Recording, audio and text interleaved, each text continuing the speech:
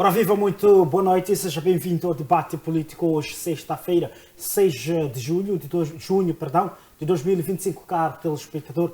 Entramos na sua tela sem pedir licença para lhe proporcionar o melhor debate com os melhores painelistas aqui na FTV, onde a sua visão se torna uma realidade. Para já, permita-me saudar os nossos painelistas cá no estúdio, depois de si, caro telespectador.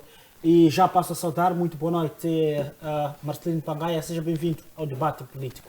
Boa noite, Silva, boa noite, colega Orlando, boa noite, telespectadores. Vamos aqui para podermos fazer o debate no concernente à geopolítica nacional. Exato, algum ponto prévio para o programa de hoje? Sim, eu estou a sentir bastante a questão da insistência do Sufo Momade, presidente da Resistência Nacional Moçambicana, portanto RENAMO, de pretender manter-se na liderança deste partido. O Sufo Momade deveria ser honesto, vendo pelos resultados que ele obteve nos últimos anos em que ele está a presidir esse partido. Vamos olhar para as últimas duas eleições, as eleições autárquicas, assim como as eleições gerais. Nas eleições autárquicas, o Sufo Momade levou o seu partido para poder concorrer 65 autarquias. Mas, no entanto, a RENAMO só conseguiu 4. E dessas 4, as províncias onde a RENAMO orgulhava-se de ser o seu baluarte, como Sofala, Nampula, não obteve nenhuma autarquia.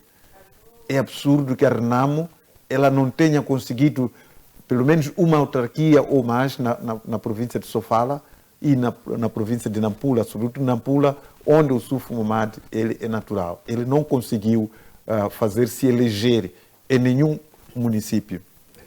No concernente às eleições provinciais, tivemos eleições para a governação de 10 províncias. A RENAMO não conseguiu nenhuma província a poder conseguir liderar. Vamos falar da Assembleia da República. Dos 250 lugares, a RENAMO conseguiu apenas 28.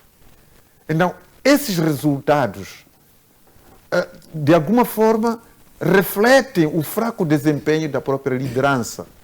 E o Sufo Momade deveria, através da leitura desses resultados, ele por si só pudesse dar espaço aos outros para poder liberar o partido. Nas eleições presidenciais, ele conseguiu apenas 6,62% daquilo que é a votação do presidente da República.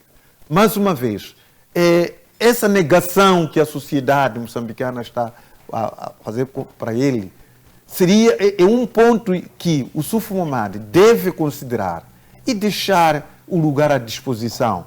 Não há como ele, neste momento, se orgulhar a liderar um partido que perde de uma forma dessas. 65 autarquias, apenas conseguiu 4. 10 governadores provinciais, não conseguiu nenhum. 250, só 28 lugares que ele conseguiu. E ainda ele fala da vitória nas próximas eleições. Olha, tenha piedade com a RENAMO, tenha piedade inclusivamente com o sacrifício que os membros da RENAMO, que acreditaram no poder desse RENAMO, estiveram para que possa garantir. Outra questão é que vamos na gestão do próprio partido. O partido RENAMO, ele recebeu mês após mês do orçamento do Estado, fundo de funcionamento. Quando nós vemos nas câmaras as sedes provinciais da RENAMO, não passam de uma pocilga. Sedes que não têm condição alguma para poder se trabalhar dignamente.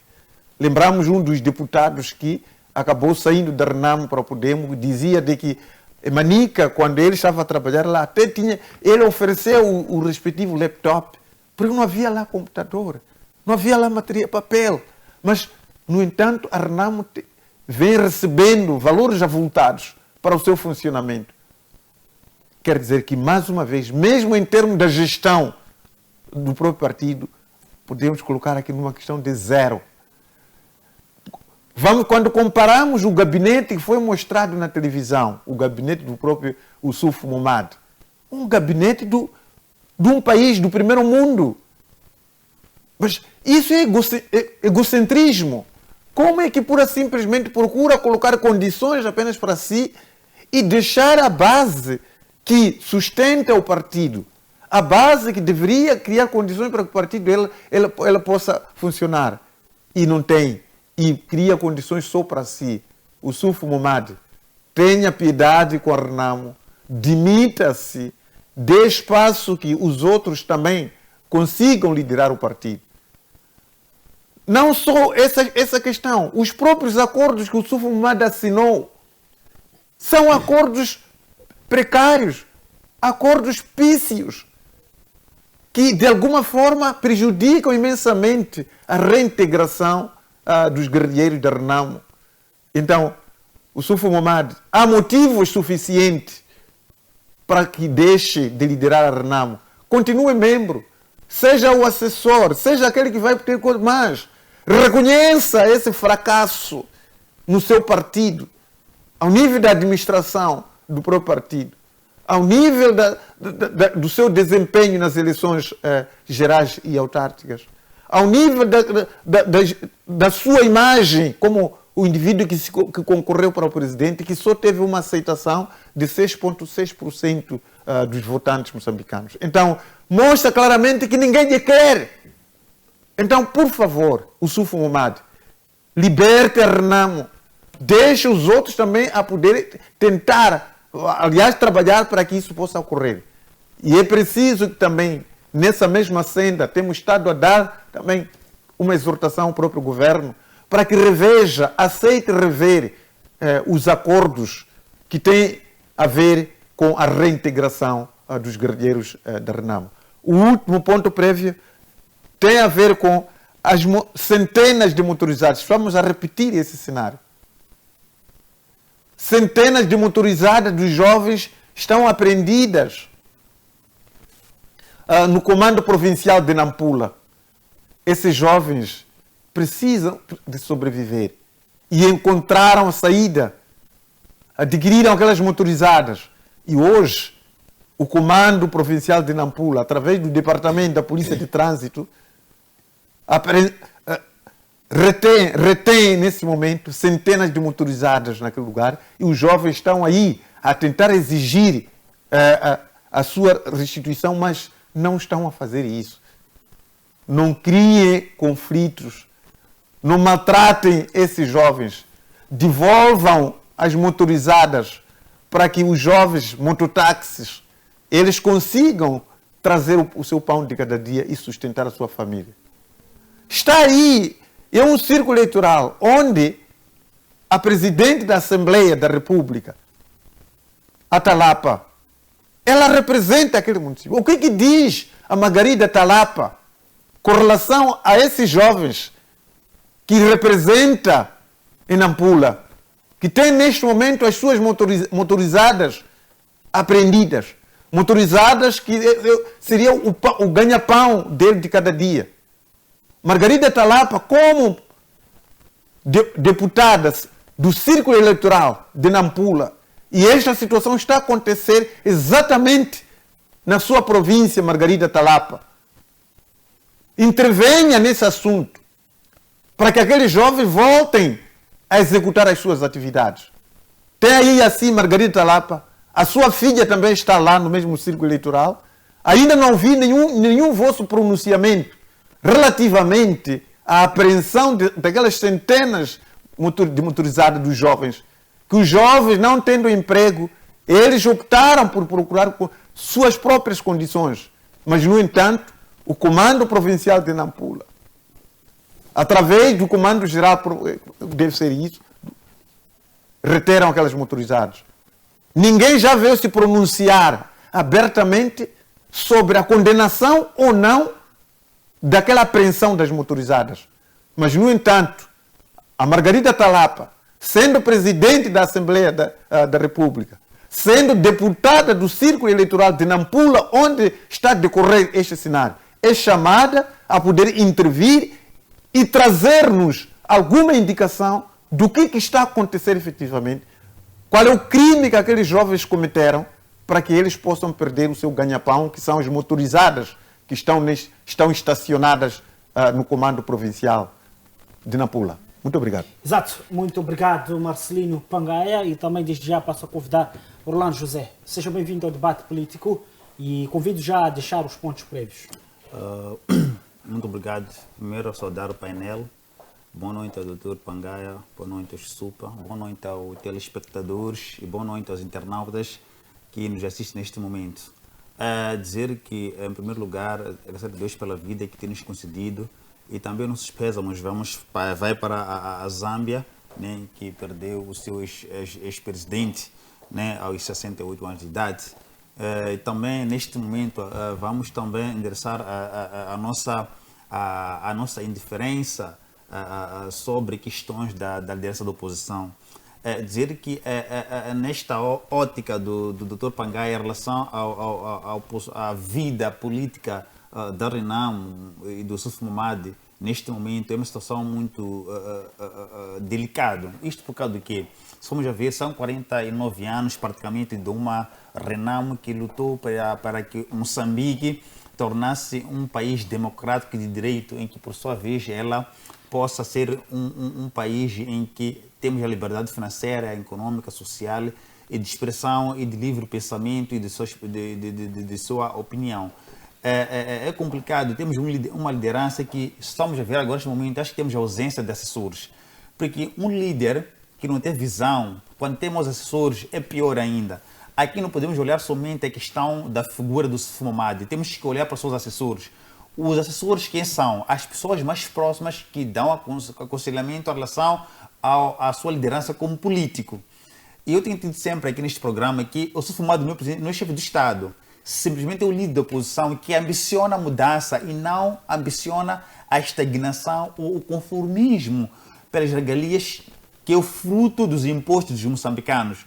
Se moçambicano depositou voto a este líder da oposição, é por uma confiança, e que no exercício das suas funções como líder da oposição, como líder de uma organização política partidária da oposição, precisa demonstrá-lo pelos atos.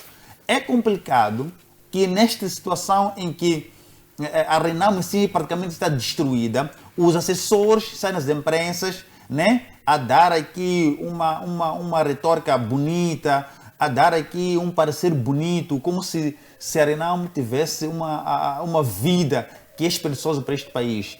Não se pode constituir a política com estômago, não se pode constituir a política com falta de responsabilidade, acima de tudo. Quem é político por natureza, ele tem que ser responsável. É preciso se comprometer com a vida dos moçambicanos. O político não pode fazer política só para querer bens materiais. É preciso ter política para pensar na vida daqueles que o representam. E é uma coisa muito engraçada, são os deputados. Tenho mais uma certeza que, a nível do país, a cada província, ninguém conhece quem é o deputado que ele representa. Isto é complicado. Eu acho que no âmbito da campanha, no âmbito do escrutínio, por exemplo, deveria se mostrar para o cara quem é o representante de cada província. Os problemas que nós temos hoje a nível das províncias é que os próprios moçambicanos não conhecem quem os representa. Só sabem que tem 10 deputados que representam Nampula, 5 em Inhambane, 6 não sei, Gaza, por aí tal. Mas quem são as caras, ninguém conhece. Isso é muito complicado. Temos que, antes, tirar os nomes e mostrar as caras. De que, olha, esse é o ciclano, é representante da província de Gaza, Inhambane, assim sucessivamente diante. Mas, infelizmente, ninguém conhece quem é o deputado que representa a Assembleia Pública. Isto é grave. Então, por isso que hoje estamos a ver a vida de Renamo como está de qualquer maneira, porque se tivesse comprometido e se as pessoas conhecessem quem é mais quem que o representa na Assembleia da República, tenho certeza que o próprio povo poderia se pronunciar sobre isso. Porque a oposição não pode ser somente uma organização que vai beneficiar-se das regalias do povo, mas tem que se beneficiar das regalias do povo com mérito, né? Que demonstra que ele está comprometido em alguma mudança. Temos vários assuntos neste país. Não se pode olhar somente o partido da oposição a se comprometer a trabalhar somente para o Moçambique.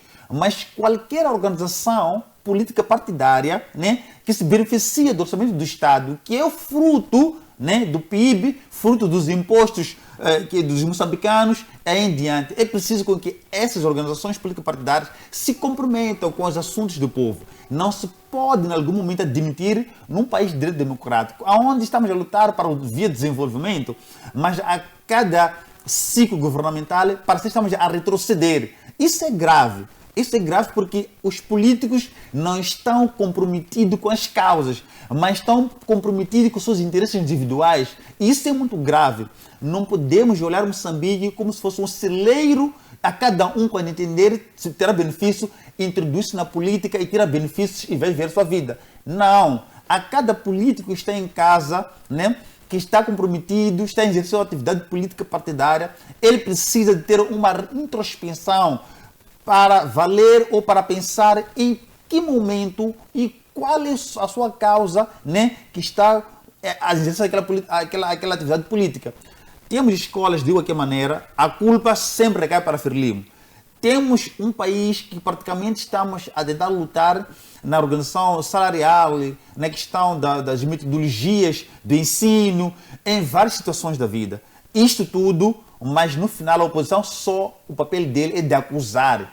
Ah não, é o partido da oposição. Ok, o que a oposição faz para evitar com esse partido no poder, ela não fica à vontade? Em muitos países de desenvolvimento, quando temos uma oposição comprometida, né, não existe nenhum governo que vai ter benefício sem que a oposição se pronuncie a oposição. A questão de manifestações, por exemplo, a manifestação não é paralisar algumas vezes as atividades, é pressionar com que o governo do dia ela faça as coisas valer, faça a vida correr em benefício do povo. Mas se a oposição praticamente não existe, somente o partido no poder é que está a exercer suas atividades e a trabalhar. Não é possível um único braço somente olhar os seus erros. É preciso com que as oposições estejam comprometidas com a causa. Não se pode olhar somente para ar-condicionado, para água-vumba, olhar-se para uma sala climatizada, estar toda hora em contato com o seu excelência presidente da República, reuniões intermináveis, protocolos que praticamente não existem. Isso não pode. Nós temos que estar cientes de que Moçambique precisa de cada um de nós. E as pessoas que estão em frente, que representam o povo moçambicano, devem se comprometer com aquilo que for seu juramento. Estão na Assembleia da República, estão em suas atividades. Qual é o papel do partido na oposição? Aliás, não só Renamo, estende-se também para o Podemos, estende-se para o MDM, RD, aí em diante. Qual é o seu papel? É preciso com que ele seja comprometido. Se alguma coisa não está correta, é preciso dizer que não está correta. E tem a ver uma sensibilidade também pelo partido no poder.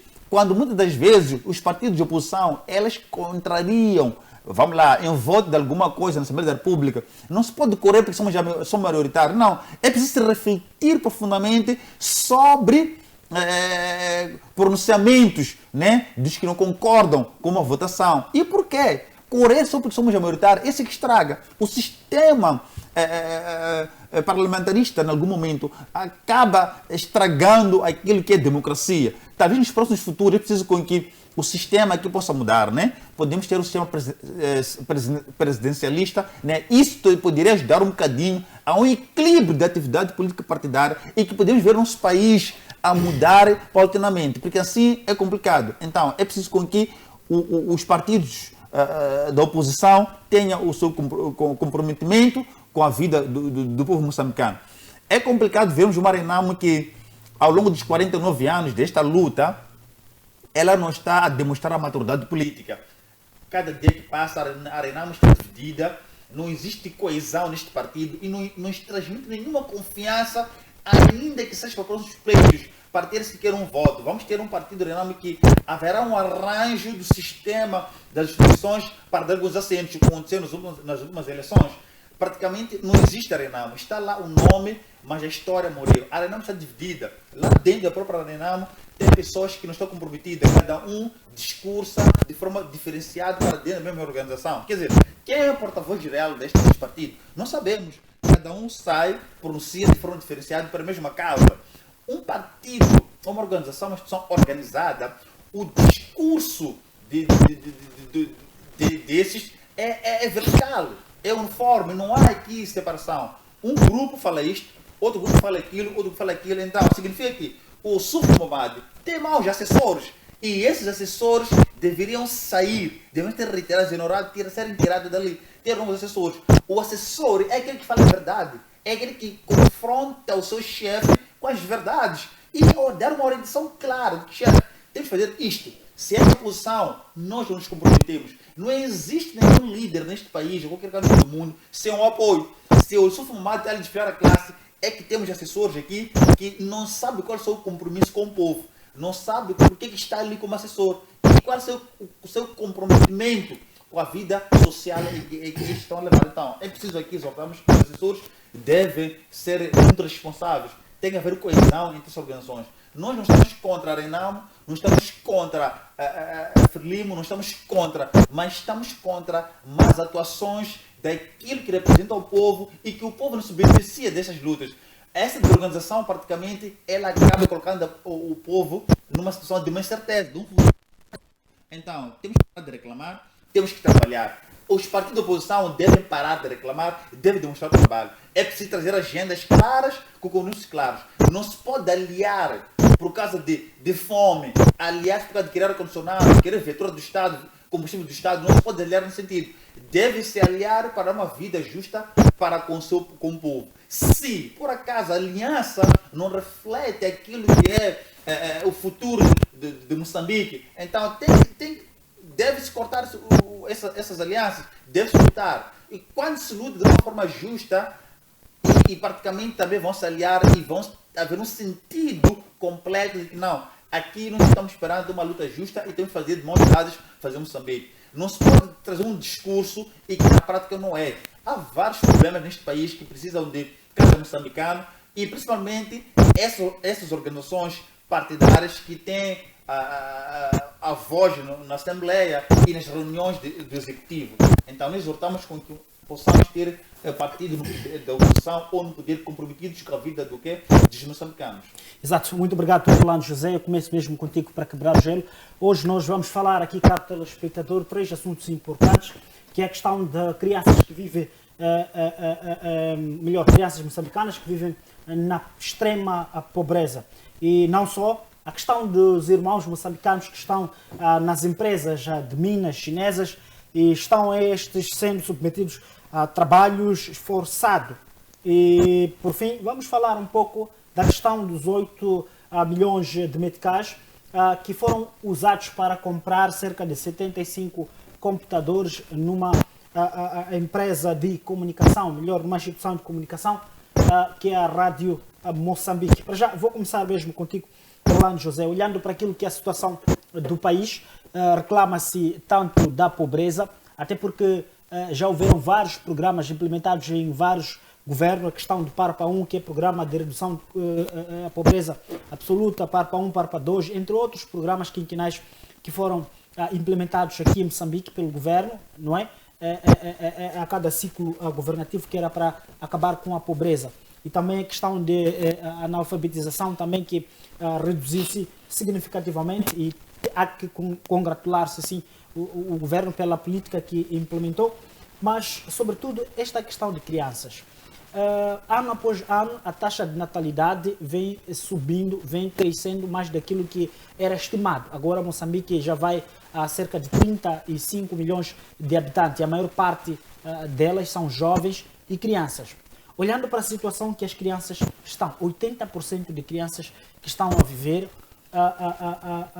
na pobreza. Qual é a reflexão que Orlando traz para trazer a proposta de solução e políticas para se implementar aqui no nosso país, de tal forma que estas crianças, a futura geração, possa sair dessa situação de extrema pobreza, ou podemos considerar a pobreza assim que é? Muito obrigado. É o seguinte, todos os projetos são projetos que eu acho que o projeto não tem nenhum problema. Esse é o ponto número 1. O projeto não tem nenhum problema. O problema está na implementação. É preciso que a descentralização dos serviços deve ser uma realidade. Se formos a ver, por exemplo, em todo o país, os serviços do Estado estão concentrados. E a questão de prestação de contas não alia-se com com a realidade do terreno para se discutir em que situações houve a redução ou aumento da pobreza. O Ministério da Administração Estatal, né, que é o Ministério do Pelourio, deveria refletir sobre isso. Como é que se pode descentralizar os serviços para o controle, primeiro, dos números reais, porque os 35 milhões não é um número exato. Né? Não é um número exato. Até podemos ter 40 milhões, 45 milhões de habitantes em Moçambique. É preciso com que os serviços devem desconcentrar-se. Né? Significa que as direções provinciais, distritais, devem ser redistribuídos em localidades, devem ser distribuídos em localidades, em zonas urbanas, suburbanas. Isto vai ajudar muito. E trazer dados reais. Não se pode fazer trabalho para agradar somente o relatório. É preciso confortar-se à realidade das coisas no terreno. Se formos a ver, por exemplo, vamos aqui pegar simplesmente educação. Educação. Só aqui na cidade de Maputo, quantas crianças estudam sentando no chão? É um número significante. Mas vamos a pegar os relatórios e não reflete sobre a realidade do que está acontecendo no terreno. Maputo província, quantas escolas debaixo de Cajueiros? Estamos ainda na capital. Debaixo de Cajueiros. É um número elevado de crianças que saem de casa, tomou banho, chegou na escola, sentou no chão. Tem que procurar bloco para estudar. Temos aqui vários exemplos de escolas concretas que podemos trazer aqui. As imagens, trazemos aqui os vídeos de que estamos a falar agora.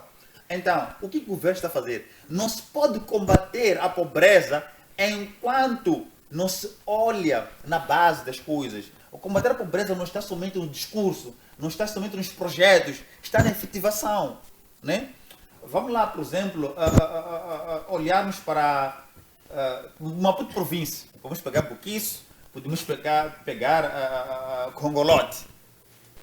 Por que até hoje as nossas crianças estudam no chão? Mas houve vários projetos, né, para implementação de distribuição de carteira de cada escola. E não se efetivou. E o mais grave ainda é que quando um projeto inicia com um governo, quando aquele governo cessa as funções ou termina seu mandato, aquele projeto já morre. E gastou tanto investimento. Só para alguns exemplos, sustenta. Quantos recursos financeiros foram desgastos naquele projeto? E hoje em dia, o novo governo não reconhece e sustenta. Está ali as informações, são 86 milhões de meticais desviados neste projeto. E não se implementou. E hoje em dia, o novo governo, no mesmo ministério, temos novas implementações, temos novos projetos e aquele não terminou. Então, aqui não há um compromisso concreto para acabar com a pobreza em Moçambique. E isso não vai terminar hoje, enquanto o governo não estar comprometido com o seu povo. Como é que justifica uma criança dentro da capital não tem carteira? Como que será possível o governo resolver o assunto de uma criança em Nicoadala? Eu duvido muito. Por causa do quê? Porque aqui não há compromisso. Os discursos são bonitos, os projetos são invejáveis, mas a implementação aqui, e não há compromisso. Por isso que quando o governo termina, não presta conta ao outro. Vimos aqui naquele processo de mudança entre presidente Chapo e presidente Nunes. É uma espécie de um arranjo. Não houve aqui relatórios concretos sobre o que se fez e o que não se fez. Porque se de facto o relatório do governo passado, evento passado pelo executivo atual, ia reconhecer o projeto sustenta. Mas se não reconhece o sustenta, então não passa relatórios para o novo governo. E que o novo governo deveria pegar aonde é que terminou a execução do projeto passado. O que tem que se acontecer. Mas não é o que está acontecendo. Terminou o mandato, é uma espécie de boladas. A bolada nos executivos já é uma realidade. E vamos ver agora, se termina esse mandato, o novo governo não vai passar os projetos, o relatório concreto sobre esse governo. Vai chegar para implementar outro projeto. Quer dizer, estamos só em que cada um faz o que bem entende e quando lhe apetece, a qualquer momento. Isso é grave. Então, a redução de pobreza não está somente no discurso, está na implementação de coisas reais. E se um governo não cumpre com o manifesto, o que tem que acontecer? É aí onde deve haver solução. Se um governo dá prazo de 90 dias, de 1 ano, de 2 anos, não está a cumprir com o manifesto, se tivéssemos um sistema presidencialista, esse executivo caía. Mas o nosso sistema ajuda muito também para a questão do quê? De sustentabilidade de corrupção. Tudo depende do parlamento, depende da maioria. Então é aí um dos graves problemas. Por isso, haverão vários discursos, haverá vários relatórios, haverá muita coisa a se discutir, mas enquanto o sistema parlamentarista permanecer, a corrupção em Moçambique e a parte de responsabilização não vai acontecer, porque a maioria é que estão a vencer, a maioria é que decide. Mas presidência seja não. Há um outro tratamento. E eu pergunto, por que nós não mudamos? Se nós queremos ver um país a crescer, a combater a pobreza, a combater a corrupção, haver uma mudança, um desenvolvimento, é preciso que o sistema mude. Porque estamos com quantos anos agora? 50 anos. E eu, desde que nasci, fala-se de combate à pobreza. Combate à pobreza. Mas essa combate à pobreza não se torna uma realidade. Há uma coisa que eu gostei na altura do presidente Guebuza. Ele dizia, vamos apetrechar os recursos humanos de onde? Dos distritos. E dar o dinheiro com que dentro dos distritos eles façam o quê? Façam a réplica daquele dinheiro e possam produzir. Os 7 milhões que estavam nos distritos, quer dizer, havia corrupção sim, mas havia quer dizer, era notório que aquele dinheiro está a circular lá. Quando o dinheiro não circula, a pobreza ela aumenta. Estamos aqui sentados, ainda falta de pagamento de salários, ainda falta de redução dos preços dos produtos. A pobreza não vai reduzir somente, a fome não vai se reduzir somente nos relatórios. É preciso com que a fiscalização dos mercados funcione, é preciso com que a fiscalização nas lojas funcione. É a questão, falamos aqui no debate passado, a questão das divisas, é uma realidade.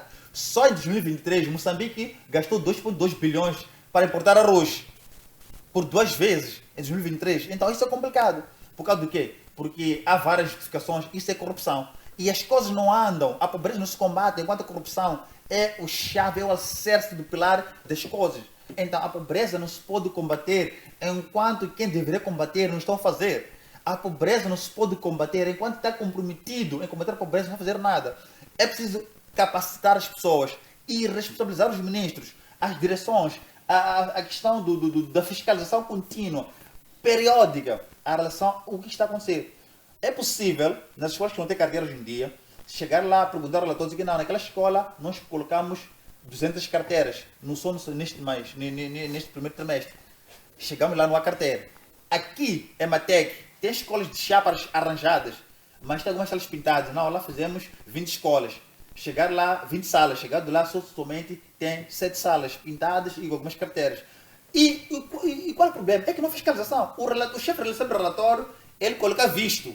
Não sai do gabinete e confortar com a realidade no terreno, para ver se de facto o relatório espelha-se aquilo que é verdade. Mas não, estamos somente com relatórios dos gabinetes e terminou aí. Chegado o momento, a Assembleia da República presta as contas que não são reais. Então não vamos combater a pobreza com esse tipo de comportamento. Se estamos já estamos já há 50 anos com o mesmo tipo de comportamento, quem nos garante que daqui, depois deste mandato, haverá combate à pobreza? Não é possível. Só agora, se formos fazer estatística, quantas viagens que o executivo já efetuou? E qual é a vantagem dessas viagens? Há coisas que o presidente agora está a fazer que não deveria fazer, que deveria dar os ministros de pelouro das áreas, mas nunca acontece. Ele sai e faz isto. Eu já falei aqui neste programa, como que estava no presença aberta em Vilanculos, teve que abandonar para inaugurar um complexo desportivo em Matutino. O ministro onde estava? Qual é o papel do ministro? Era acompanhar também o executivo? Não. Então, aqui precisa que haja separação. Cada um deve estar comprometido com as funções da sua competência. E deve prestar as contas ao chefe do Estado, que ele é o chefe do governo, que é o executivo. Não só ele executar que deveria ser o ministro a executar. Então, tudo aqui está de forma propositada, porque as ações, as competências, as responsabilizações não existem, por causa que um sistema não ajuda muito para combater a pobreza, não ajuda muito para o compromisso. É preciso com que o sistema que nós usamos em Moçambique, ela deve cair por terra. Temos que pegar o outro sistema para ver qual é o novo exemplo temos que fazer. Falou-se aqui, vamos ver o discurso do Presidente da República, questão da inclusão. Vamos a ver agora, desde primeiro-ministro até o administrador, não conheço nenhum da oposição, mas falou-se de governo de inclusão. O que é governo de inclusão? Aí que está. Qual é o governo de inclusão? Não estamos a ver nada. Então, são os mesmos que nós nascemos ver a liderar e são os mesmos que hoje estão ainda a dar continuidade na liderança e não há nenhuma mudança. Daí que há muita sabotagem. É logo, vê-se que a nível dos partidos políticos também não estão preocupados muito com o combate à pobreza. Estão preocupados com o mesmo sistema, né, de relaxamento, de estar nos ar-condicionados, viaturas particulares do Estado, gastar recursos do Estado para algumas pacetas ali. E não só para deslocar um ministro para uma província, quantos dinheiros gasta? E dentro onde o ministro está, quantas escolas sem carteiras? A própria comida. Falou-se da redução a retirada do IVA, mas os produtos, desde o anúncio desta redução do IVA, ainda continuam os mesmos. Arroz está caro, feijão está caro, óleo está caro, ovo está caro, cebola, batata, tudo está caro. E hoje em dia, as famílias não conseguem ter 2, 3 refeições. O governo não está ali. E este programa Sustenta mentiu no governo passado, que moçambicano tem a garantia das 3 refeições por dia. E isso foi aplaudido na Assembleia da República. E hoje são os mesmos no nosso novo governo que deram-se mal no Sustenta e tem um novo projeto agora ser implementado com o novo ministro do mesmo pelouro e que diz que não, vamos tentar uma estratégia, um projeto para isso, porque não reconhece o que é o projeto Sustenta. Mas foi o projeto que mais dinheiro tirou. Então, não se combate a pobreza com esse tipo de situações. Combater a pobreza, primeiro, na minha forma de ver, não basta discurso, temos que mudar o sistema. Porque conforme mudar o sistema, quando o governo não cumpre, deve cair. Essa situação da maioria no parlamento deve morrer. E isso não vai ser possível porque eles sabem que se a gente sai do sistema do parlamento, vamos para o sistema presidencialista, muita coisa de alterar aqui. Mesmo os gastos dos ministérios, dos ministros, por aí tal, vai reduzir. Haverá um compromisso. Se o governo não cumpre com o seu manifesto dentro de um tempo determinado, esse governo cai. Em Portugal é um dos exemplos. Não há sistema do parlamento lá. Então aqui também temos que mudar do sistema do parlamento para o sistema do presidencialista. Aí sim, estaremos já em condições, à altura, de termos uma visão, o que é combater a pobreza. Não se combate a pobreza sem que haja o compromisso, sem que haja o comprometimento, sem que haja a responsabilização dos titulares, daqueles que deveriam fazer alguma coisa em relação ao combate à pobreza. Exato. Muito obrigado, Orlando José. Marcelino Pangaia, olhando para esta pobreza que tanto se fala, esta extrema pobreza, acha que há políticas que podem sim ser implementadas no país e que possa reduzir significativamente a pobreza? Sim, mas antes de tudo, gostaria de fazer uma certa contextualização para poder caracterizar essa pobreza multidimensional infantil que o país está a passar neste momento. Fique à vontade.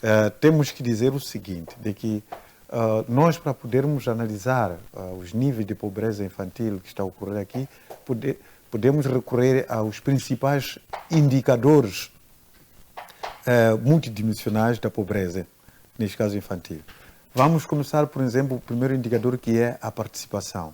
Se nós formos a visitar as famílias, vamos encontrar muitas delas que não têm televisor, não têm rádio, não têm telefone, ou mesmo não têm computador. São muitas famílias que não têm esses meios que lhes possibilitariam que as crianças elas começassem a aprender e a ver, a socializar-se no país.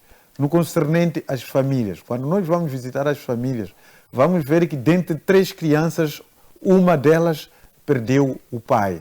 E por conseguinte, há, neste caso, muitas delas a se forçarem numa união formal ou, de fato, prematura. E acabam tornando-se encarregados de educação muito cedo, sem que essa pudesse coisa.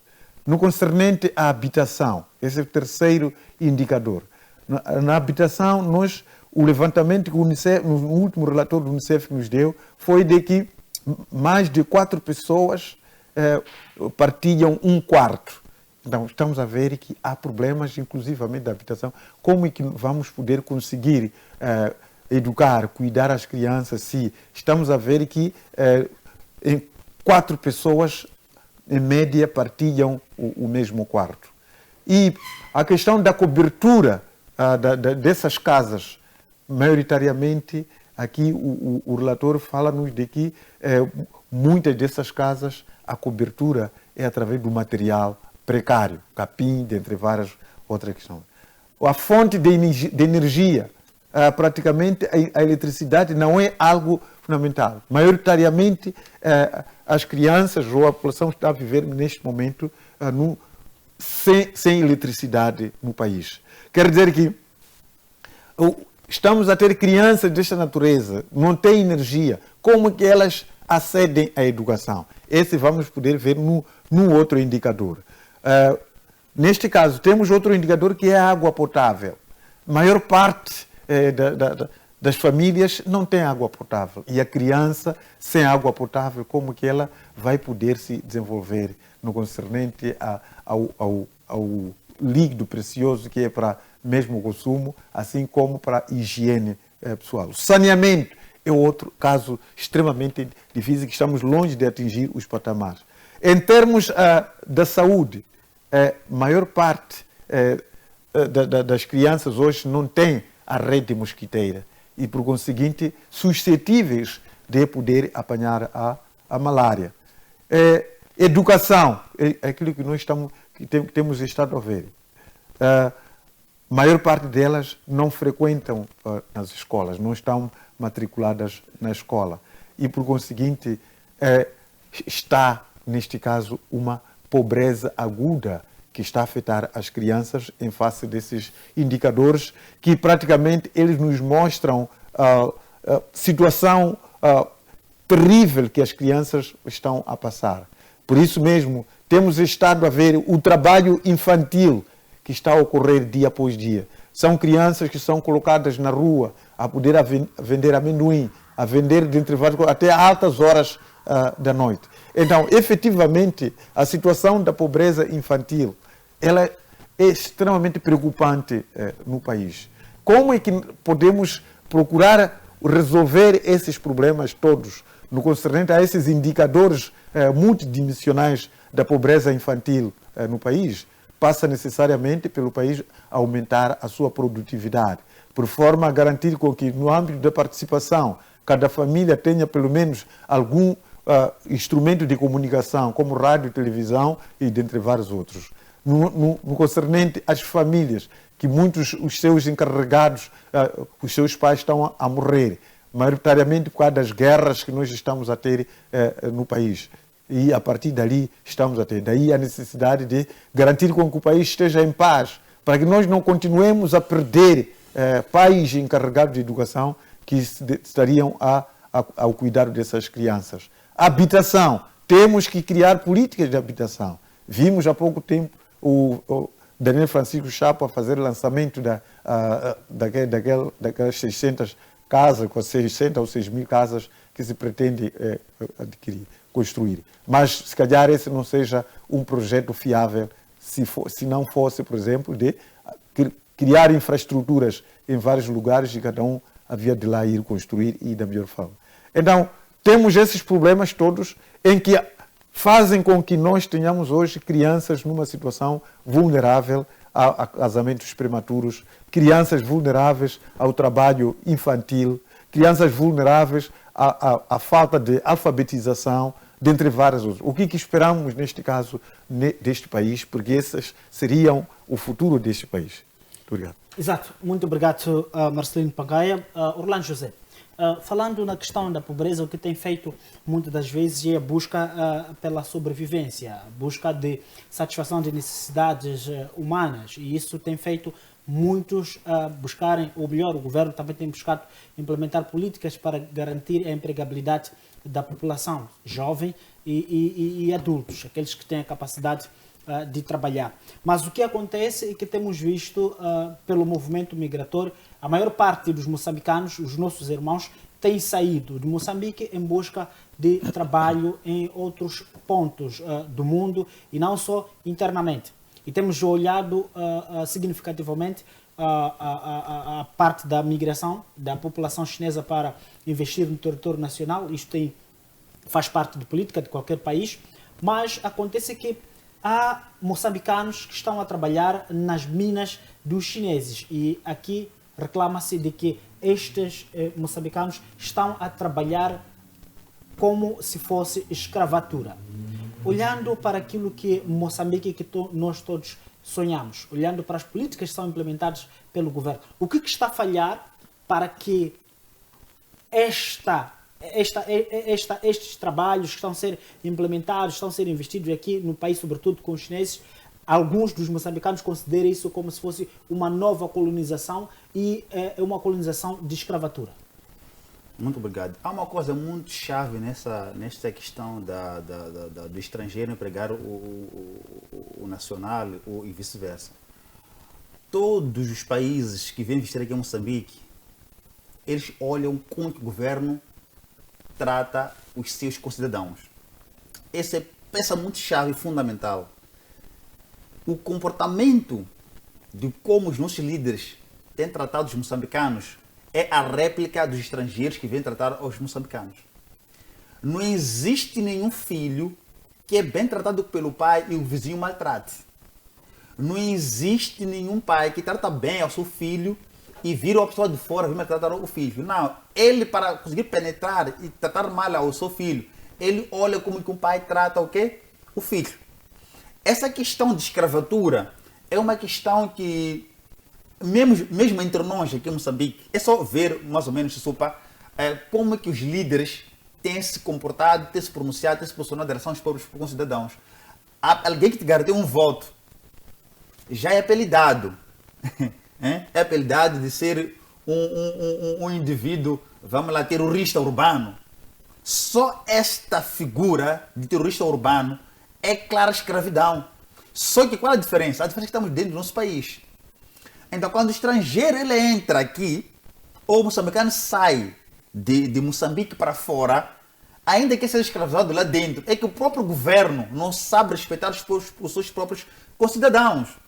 Não se pode exigir a questão do bom tratamento a um filho seu, enquanto você na tua casa sabe tratar bem. Eu não conheço nenhum estrangeiro empregado aqui em Moçambique que é maltratado. Por quê? Porque de onde ele vem tem bom tratamento. Então, isso tudo significa que há uma ligação daquilo que os próprios moçambicanos estão a sofrer dentro do seu próprio país. E quando sai, há uma réplica lá fora. Se ver um moçambicano ser tratado bem lá fora, é que ele é muito prestativo. É a chave de alguma coisa naquela empresa. E o respeitam. Então, é preciso com que, antes de trazer culpa para o estrangeiro, dentro do próprio Moçambique nosso, começa um bom tratamento. No dia que vamos ter a capacidade da liderança, aliás, ou a capacidade da liderança de tratar bem o seu próprio cidadão, não existirá nenhum estrangeiro, ainda que seja dentro ou fora deste país, a maltratar o moçambicano. Essa questão de chineses maltratar os moçambicanos não é de hoje. Mesmo nessas áreas pesadas, essas explorações internas mesmo, já vimos vários vídeos chinês a fazer de moçambicano como se fosse um cão, né? Há palavrões, ora promessa de porrada em diante. E houve uma normalidade. Traz um e outro caso que na altura a ministra do Trabalho era um pouco rigorosa, que tomou a decisão de talvez tirar o estrangeiro daqui por um período de 5 anos e depois disso poderá retornar a Moçambique. Então, mas são casos muito raros. Por causa do quê? Porque a forma como somos tratados nas lideranças vai refletir também como seremos tratados lá fora. Então, significa isso com quê? É preciso com que, antes de haver uma reclamação externa, tem que ser interna. Se isso não acontecer, essa questão de liberdade, a questão de independência, é relativo. Há uma relatividade aqui. Nós podemos ter, assim, uma liberdade, assim, física, mas não temos uma liberdade funcional. A liberdade funcional é onde nós temos a independência. Essa independência vai se refletir em todas as ações. Moçambique é independente, mas não é livre. Moçambique ele é independente, mas ele não tem autonomia funcional. Para Moçambique funcionar depende. Para Moçambique fazer algo depende. Então, enquanto haver essa dependência externa, Moçambique não está livre. Está livre para a gente falar, para a gente criticar, mas para o funcionamento do próprio Estado moçambicano não está livre. Por causa do quê? Porque essa aceitação é uma dependência interna. Há vários países de África, eu dou um exemplo, que não aceitam essa questão de independência. Eles assumem a independência em todos os setores e em toda forma de funcionalidade. Mas Moçambique já não. Ela aceitou a independência sim, no papel, acordos de paz, de Lusaka, cessar-fogo por aí e tal. Mas em termos funcionais, há uma independência. Este chinês que escravizou ou está escravizado os moçambicanos lá é o mesmo que talvez financia os orçamentos internos de alguns setores dentro do Estado moçambicano. Com que autonomia o próprio governo há de ser reclamar isto? Só vai ser fazer uma autodefesa ou uma espécie de um tratamento imparcial para não haver aqui uma percepção de que não, há uma defesa do próprio estrangeiro contra o moçambicano. Então, eu acho que a liberdade de Moçambique é uma liberdade condicional, não uma liberdade total, porque a sua funcionalidade não tem autonomia para decidir por si só. Tudo que acontece aqui em Moçambique é o resultado de uma exportação. Significa que Moçambique, de tudo quanto decide, não depende de si, depende do guião externo. Então, isso torna-se muito complicado para a gente controlar a questão da escravidão.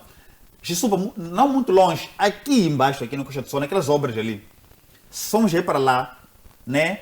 Verás moçambicano a ser escravizado, mas ele, como está com fome, não tem a prerrogativa de queixar. Se ele vai meter uma queixa, é que talvez cortaram o salário, talvez não vão dar salário porque faltou, Deus estava doente. Moçambicano, essas obras todas chinesas, é proibido ficar doente. Moçambicano, quando há uma obra estrangeira aqui em Moçambique, é proibido de ter febre, é proibido de ter falecimento, é proibido de ter preocupações da família, é proibido de ter tudo. Tem que estar de lá de segunda a domingo. Mas temos o Ministério do Trabalho que regula sobre essas coisas. Isso acontece. Isso é o resultado de não haver fiscalização nesses trabalhos privados. Estamos lá moçambicanos a ser escravizados de verdade. Isso é uma realidade. Então, não vamos aqui esconder que é uma coisa porque é lá fora. Parte aqui dentro. Enquanto aqui dentro, fora assim, o chinês, ele comporta-se consoante o ambiente dos pais. Ele chegou aqui em Moçambique, ele entrou, investiu e ele sabe como que o próprio moçambicano é tratado com o próprio moçambicano. E ele, como sendo estrangeiro, como vai acontecer? Vai seguir a mesma rotina. Ainda que haja uma reclamação de fora para dentro, o que vai acontecer, como do hábito ou do costume, haverá aqui uma questão de diplomacia. Sentou-se na mesa, discutiu-se e eles vão poder pedir desculpas e vão ponderar que não, vamos mudar por aí e tal. E o assunto fica resolvido. Para o executivo está resolvido, mas para quem está no terreno não está. Porque ainda que ele reclama, diz que nós vamos falar com o vosso Estado e nós nos entendemos. O senhor deve trabalhar. Então, é preciso que haja uma cultura de empatia, de consideração, de valorização da pessoa humana. Essa pessoa humana deve ser valorizada. Uma dignidade que não tem preço, mas tem seu valor. Moçambicano não tem seus princípios. Ele é valente de tudo que é exportado. E é difícil a gente controlar esse tipo de coisas. Não vamos somente reclamar, temos que exigir do governo. E eu vou repetir, enquanto o sistema que temos hoje é valente, todas as coisas, todos os problemas não vão ser daqui para aqui para mudar. Haverá uma tendência, uma espécie de uma indução, mas no fundo não vai mudar nada. Temos que mudar do sistema para o sistema presidencialista, aonde o executivo é eleito. Quando não cumprir o manifesto, ele é retirado. E vai às novas eleições. Não espera somente 5 anos. Porque no sistema que nós temos agora, ainda que dentro de 5 anos não se cumpra com o manifesto, ninguém vai tirar a ninguém. Ninguém vai reclamar a nada. A não ser que vai só se debater nas rádios, nas televisões e nada acontece. E nós queremos que haja um discurso que vai refletir aquilo que é a realidade. Então, de todos esses problemas, de todos esses problemas que acontecem, é o resultado do sistema. Não é possível retirar o executivo. Foi eleito. E quando manda são 5 anos e deve cumprir. Mas tem um sistema presidencialista, quando, ainda que seja eleito, enquanto não cumprir com o manifesto dentro do prazo que ele estipulou, ele é removido do executivo. Vai ser novas eleições. Então, isso iria obrigar o executivo a ter compromissos internos e compromissos externos. Esta coisa de empregabilidade, falta de emprego, é algo que o governo deve ter esperado há muito tempo. Nenhum governo no mundo tem capacidade de controlar todos os moçambicanos, ou, aliás, uma capacidade de recursos humanos para empregar todo o moçambicano. É preciso que crie oportunidades de haver um investimento claro, seguro, para com que os moçambicanos possam recorrer ao mercado privado. O próprio pequeno mercado existente privado é um mercado que o próprio executivo controla. Não tem aqui autonomia. São várias comissões em que mesmo esses privados, para alguém ter emprego lá, não é fácil. Então, significa o quê? Há um controle maior. Essa pobreza é o resultado de concentração do controle das coisas e não da dispersão das coisas. É preciso haver uma dispersão, haver aqui uma descentralização de atividades. Enquanto se não haver, vai ser difícil a gente combater problemas de emprego, combater problemas de pobreza, combater problemas de vários setores que existem neste país. Então, é preciso que haja desconcentração. Quem está nos executivos de controle, mas que deixe com que os privados trabalhem e haja, que deve haver uma questão de expansão. Eu falei uma vez aqui sobre a questão de criação das indústrias, das fábricas, aquelas fábricas que já não existem, temos uma BOR que já não existe, que deveria ser uma das alternativas, que temos vários investidores agora, deveriam aproveitar-se uma BOR para fabricar pneus internos e haver vendas internas. Só uma BOR deverá reduzir um número significativo de desempregados na cidade de Maputo, né? E não só na cidade, mas em outras províncias. Temos várias, podemos entrar em Tete, Gaza, há várias fábricas que foram fechadas. A reabertura dessas fábricas, dessas indústrias, vai reduzir a questão do desemprego em Moçambique. O governo não vai ter capacidade de empregar todos os moçambicanos. O que vai acontecer, vai controlar os moçambicanos, jovens vão envelhecer em emprego, vão envelhecer sem nada e chegado o momento, ficou em casa com uma banquinha, vender tomate e a vida está o quê? Está normal. Neste país ninguém nasceu para ser pobre e ninguém nasceu somente para ser líder, a única pessoa até morrer. É preciso haver aqui a dispersão das oportunidades. É preciso haver aqui oportunidades. Jovem precisa. Se tens com 30 anos, não tens emprego, com que anos você vai ter emprego? Estás com 18 anos, 21 anos, já concluiu a licenciatura, nem consegue dar aula numa escola do instituto, por exemplo, um instituto básico, não consegue dar aulas. Se formos a ver, tem pessoas elegíveis lá, pessoas indicadas lá. É criado um instituto agora e tudo é apadrinhamento para ter emprego lá. Então, é preciso que haja uma desconcentração, né? Das oportunidades, primeira coisa, e a desconcentração também do desinvestimento. Moçambique tem que apostar na mão privada. Agora temos um novo CTA. Que se faça uma parceria mesmo severa e dura com a CTA de retrair aqui os empresários internacionais vir investir em Moçambique. Tem campo, o nosso campo é maior. Se for já ter um novo bar de expansão, tem uma mata lá, e aquela mata pode ser desvastada e colocar uma fábrica lá. E a nível local empregou. Não se pode criar um emprego. Vamos lá, por exemplo, temos a Énica, em Marraquene, por aí tal. Só já ver, aqueles jovens ali redondos, ali no seu vizinhos, aliás, não estão lá a trabalhar. Quem trabalha é quem está na cidade aqui, que talvez familiar é ministro ou diretor do que é. Ela está lá a trabalhar como recepcionista. Mas lá dentro, lá a nível centro vizinho, tem lá jovens que têm o mesmo nível e talvez com uma capacidade igual ou superior daquela pessoa, mas estão ali, não conseguem entrar lá. Então, é preciso com que o Ministério do Trabalho, né, que é o representante do Executivo, trabalhe muito nisso, não é para andar, quer dizer, hoje em dia é obrigado você a fazer coisas que não quer. Te dá um kit de culinária, você não quer ser chefe da cozinha. Te dá um kit de celaria, você não quer ser alheiro. Te dá um kit de carpintaria, você não quer ser marceneiro. Te dá um kit, agora com esse projeto de distribuição de 10 mil baldinhos. Quer dizer, o jovem deve ver aquilo que não é dele, deve ver o sonho do Executivo. O sonho dele, em que momento ele há de viver. Então, tudo isso é preciso que haja uma reflexão. Não se pode combater a pobreza, combater o desemprego com esse nível de comportamentos. O desemprego em Moçambique pode até não ser propositado, mas eu acho que é um projeto que o próprio executivo, quando está nos seus bastidores, ele pensa como monitorar. Eu disse sobre os regimes. Os sobre-regimes em Moçambique é uma realidade. O que aconteceu na África do Sul com a ANC, o combate, a luta do Nelson Mandela, era sobre isto. Haver sul-africanos, as escravizados sul-africanos. Aqui em Moçambique já temos a Frelimo de 62, de 75, já vão à reforma. Há outro novo Frelimo que está a existir aqui, né? Que são sobre regimes que vão controlar a juventude. E isso deve parar. Para quê? Para que tenhamos um novo Moçambique. Haver um compromisso sério. Os acadêmicos devem estar comprometidos com discursos realísticos e não de lambebutismo para que Moçambique possa mudar. Hoje somos jovens, amanhã vamos envelhecer e um dia vamos morrer.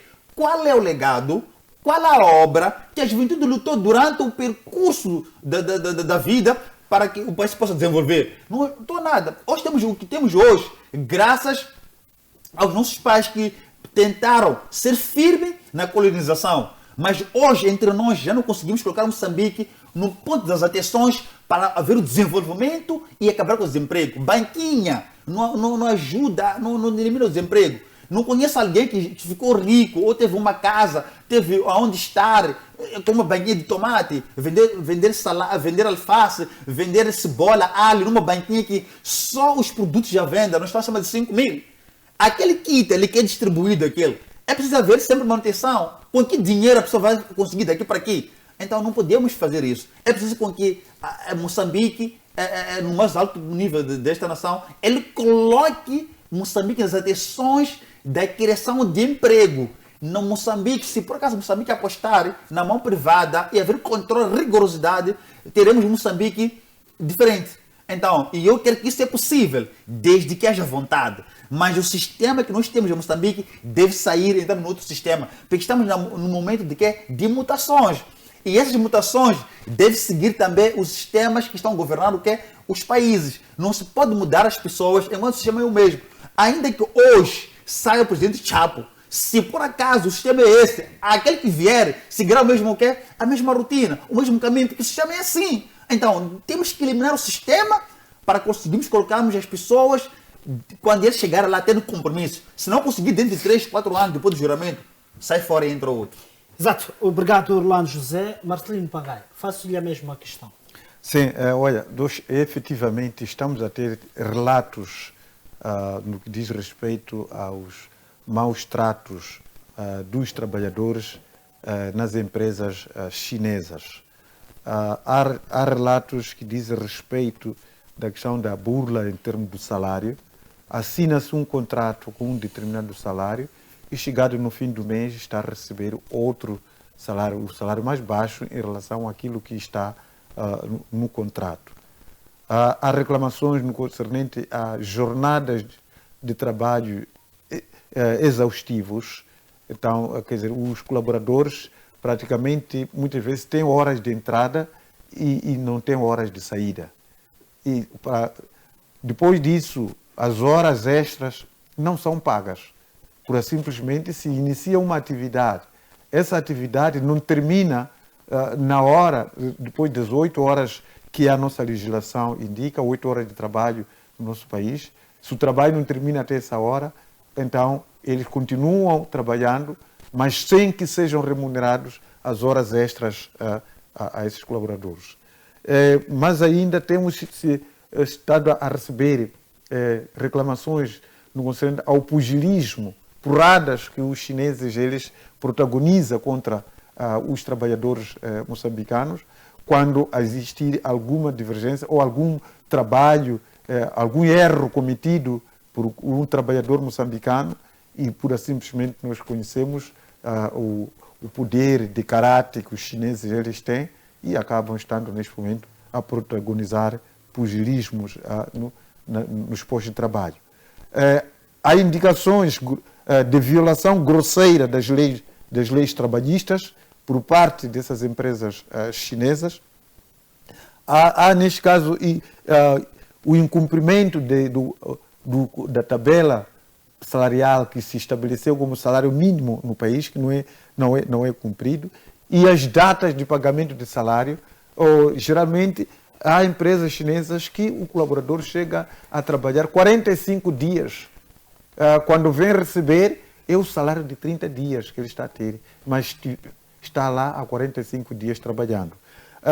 Essas situações todas são reportadas junto do Ministério do Trabalho, mas o Ministério do Trabalho não está a resolver essas reclamações. São reclamações sabidas e conhecidas pelo Ministério do Trabalho, que já vem desde lá 2015 até então, que estão a decorrer esse cenário. Não há cumprimento do regulamento em vigor no país, o regulamento do trabalho no nosso país. Muitas vezes esses trabalhadores estão envolvidos em atividades de risco, mas sem equipamentos propícios de higiene e segurança no trabalho.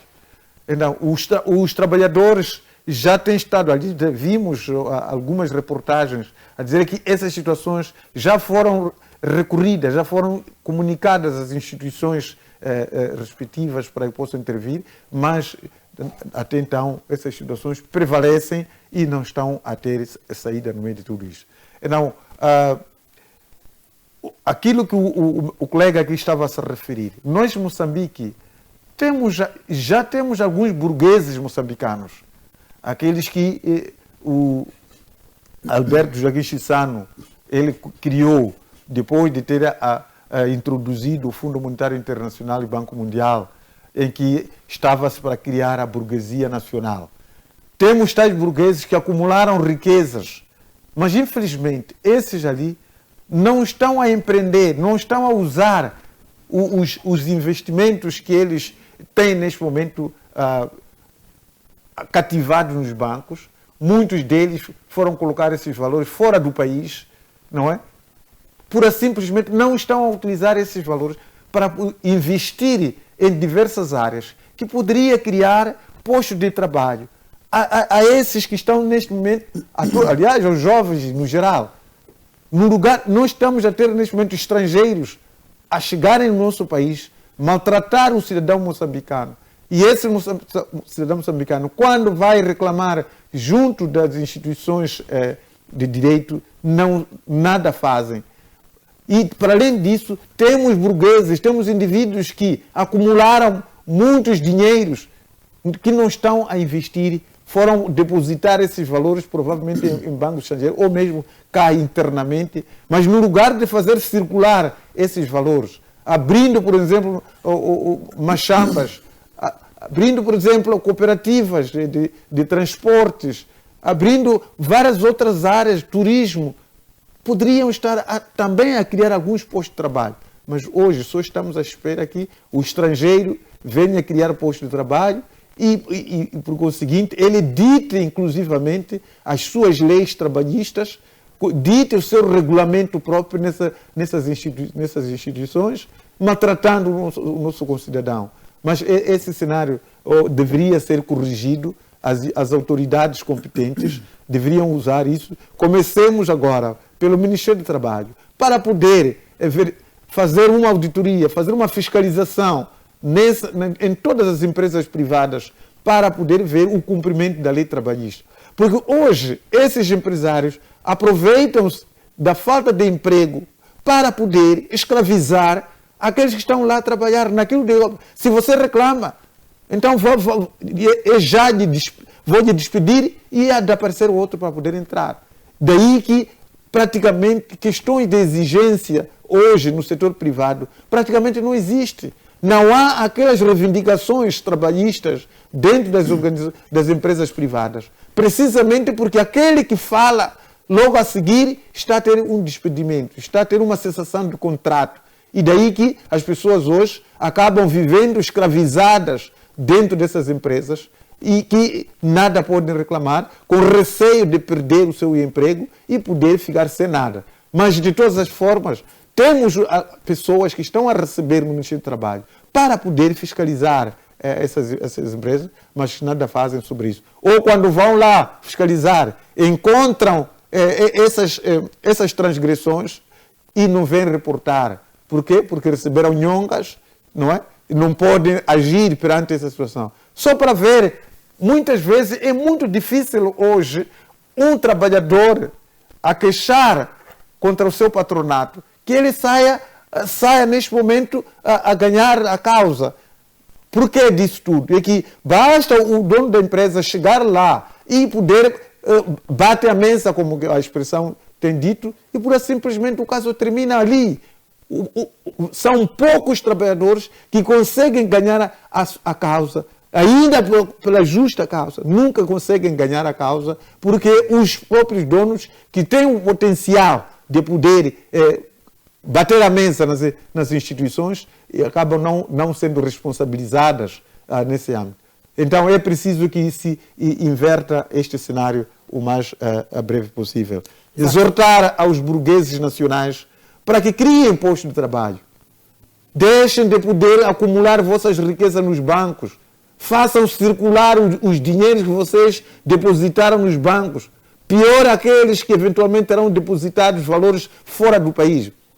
Eduardo dos Santos, aliás, o João Lourenço, Angola, fez uma campanha para poder trancar as contas de muitos cidadãos que estavam aí com valores avultados nos outros lugares sem poder fazer circular. Sobretudo aqueles que estavam a colocar valores fora do país. É preciso que o país encontre também um mecanismo para que force aqueles que têm contas bastante gordas e que não estão a movimentar e que não estão a usar para fins de desenvolvimento. Então essas pessoas deveriam ser chamadas, porque o dinheiro não pode estar cativado no banco. O dinheiro tem que circular. Esses senhores devem ser chamados para poder dar-lhes uma tarefa. Abram empresas para que possamos abrir mais postos de trabalho. O dinheiro guardado é um dinheiro pobre e o país perde no meio de tudo isto. Exato. Obrigado, Marcelino Pangaia. Eu penso que a produção ainda nos sobra tempo. Eu gostaria de pedir considerações finais para podermos fechar o programa. Penso que o tempo não nos é muito favorável. Gostaria mesmo de pedir Marcelino Pangaia para deixar as considerações finais e se pudesse tocar no ponto que diz a respeito a este sumiço dos 8 milhões, melhor, sumiço não, a questão de uso de 8 milhões de meticais para a compra de 75 computadores na Rádio Moçambique. Só mesmo 2 minutos para poder fechar porque o tempo não nos é favorável. Olha, esse não é um caso isolado da Rádio Moçambique. Nós temos visto situações idênticas nas estradas, um troço de menos de 5 km, valores avultados que estão aí.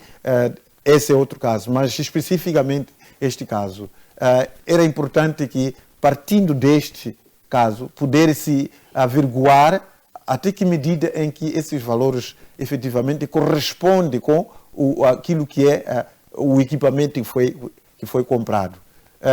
Tudo indica que esse valor é extremamente alto no concernente àquilo que podemos considerar o padrão de um computador nos dias de hoje que a Rádio Moçambique ela precisa.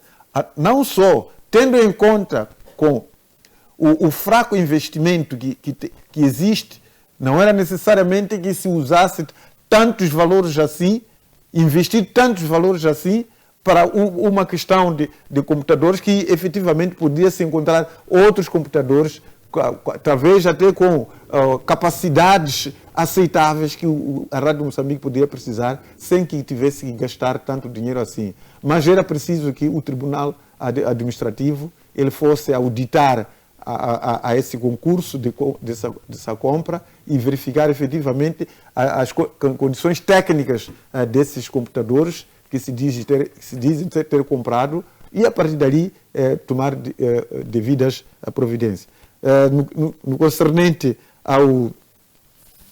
aos pontos finais, neste caso, vamos poder exortar ao país, às autoridades, para poderem trabalhar no sentido de aumentarmos a produtividade, por forma a podermos reduzir essa pobreza multidimensional infantil moçambicana.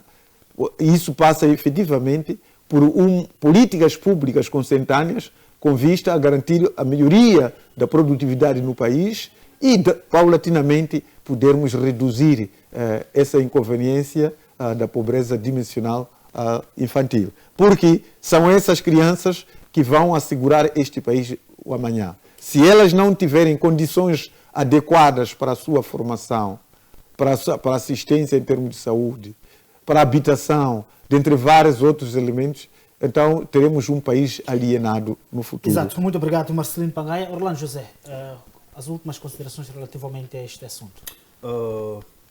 Sobre o assunto do compra 8 milhões, compra de 75 computadores, bom, esse é o assunto mais técnico, né, que eu acho que a atual presidente do Tribunal Administrativo, que é responsável pelas contas das instituições do Estado, né, ela é preciso que possa lá para auditar, para ver mais ou menos quais são os preços reais da compra desses computadores, que tipo de computadores foram comprados, né, para a Rádio Moçambique, esse é o primeiro aspecto, e aonde é que foram adquiridos esses computadores, né? E é de que geração esses computadores. Isso conta muito, né? São 8 milhões, 75 computadores, tem que ir lá ver que tipo de computadores, ou que tipo de material. A razão, fazendo uma matemática muito rápida, são quase 107 mil meticais. Olhando para aquilo que estás a falar, que é a reduzir os gastos do governo. Sim. Que é uma das políticas implementadas pelo atual executivo do governo, reduzir os gastos. E vai-se comprar cerca de 75 computador a 8 milhões de meticais. Qual é a reflexão que isso nos traz? A redução dos gastos aqui referenciados, eu acho que tem a ver com salários exorbitantes, tem a ver com gastos, vão lá, combustível, viaturas particulares cheios por aí adiante. Apetrechar uma instituição do Estado é o garante de qualidade de serviços. Há uma dinâmica atual, tecnológica, né? Que Moçambique também não se pode estar indiferente disto, tem que estar a par disto. Então, eu não olho isto como contenção de gastos, mas é preciso que haja uma transparência naquele material comprado. Porque se vamos lá, um computador de 35 mil meticais e gastou-se 8 milhões de meticais, alguma coisa não está bom. Mas se o material comprado corresponde à verdade e as gerações lá utilizadas de meios tecnológicos vai contribuir para a dinâmica dos serviços que nós queremos hoje, que é a questão de evolução tecnológica, a questão da flexibilidade, a questão que as informações correrem a tempo recorde. Tudo bem, mas se isso é um relatório de desvio de dinheiro, esta presidente recém-possada agora, ela esteve no gabinete de combate à corrupção. É da área dela, ela sabe muito bem o que é feito quando as coisas são de natureza e qual é a forma mais adequada, né, para conferir a questão dos valores gastos que correspondem com a verdade ou não. Só sente e tal, mas se for um equipamento que corresponde à dinâmica, tudo bem. Mas se não corresponde à dinâmica, é preciso haver uma questão de responsabilização. Não vamos olhar somente para a quantidade de valor. Temos que olhar para a qualidade do material adquirido e o que Moçambique se espera deste material adquirido. Isso conta muito. Então, é preciso que este trabalho técnico seja apurado com mais serenidade e haja uma investigação sobre isto. As empresas que deram, aliás, que ganharam o concurso e também predispuseram-se na questão do material e também na distribuição ou na alocação para a Rádio Moçambique, isso conta muito. Mas, acima de tudo, é preciso que o sistema que Moçambique usa, naquela que é a dinâmica atual, deve sair. O sistema do parlamento não é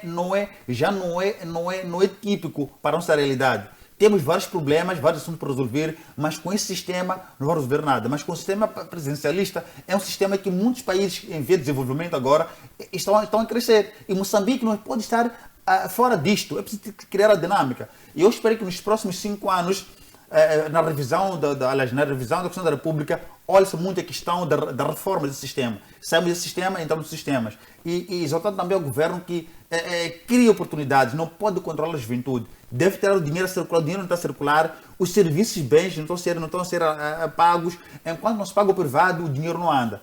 Quem mais emprega é o privado, não é o Estado. O Estado somente tem a capacidade de controle, mas tem que haver um controle de transparência, de combate à corrupção e deixar com que os privados eles trabalhem. O CTA tem aí a nova composição do seu elenco. É preciso também ir de acordo com aquilo que Moçambique precisa. Houve uma promessa do presidente do CTA que vai criar mais postos de trabalho. É isso que nós queremos, mais postos de trabalho para a juventude, mais postos de trabalho para que, pelo menos no mínimo, a Nova possa ter 2 refeições. Neste momento, há famílias que estão a ter uma refeição. Está à espera de jantar, numa tabichô, no almoço porque não tem. Está à espera de jantar, e esse jantar vai comprar arroz de 25 meticais, 50 meticais, quando for 20 horas, quando consegue algum, aí depois de vender amendoim. Então, temos que sair disto. Não podemos ser refém de uma pobreza absoluta.